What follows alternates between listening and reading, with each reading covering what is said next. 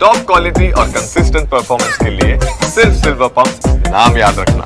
भारत के सामने अमेरिका ने पाकिस्तान का नाम लिया, बांग्लादेश पर जवाब दिया, रक्षा डील पर बात की। इसके साथ साथ ट्रंप का फोकस बिजनेस पर भी था। ट्रंप ने भारत को लड़ाकू विमान F-35 बेचने का ऑफर दिया।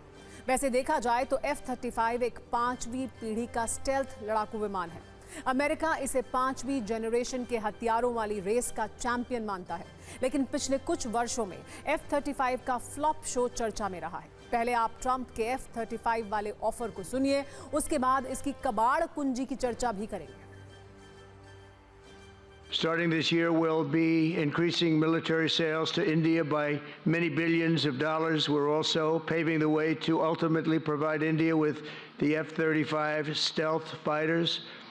In 2017, my administration revived and reinvigorated the Quad security partnership. In our meeting today, the Prime Minister and I reaffirmed that strong cooperation among the United States, India, Australia, and Japan.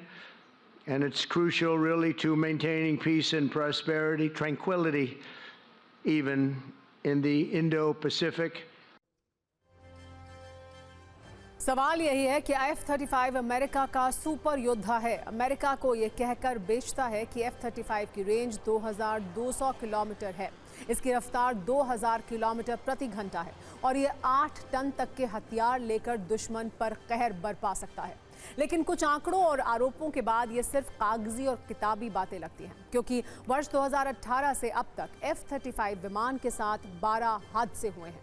Trump के मित्र Musk भी F-35 विमान को बेकार बता चुके हैं। Pentagon की एक रिपोर्ट में F-35 का जिक्र किया गया है। इसके अनुसार F-35 ऑपरेशन क्षमता को पूरा नहीं कर पा रहा है। ये भी कहा गया है कि F-35 बहुत ज़्यादा डेटा प्रोसेस करता है। अधिक डेटा प्रोसेसिंग से पायलट को परेशानी होती है, जो हादसे की वजह भी बनती है।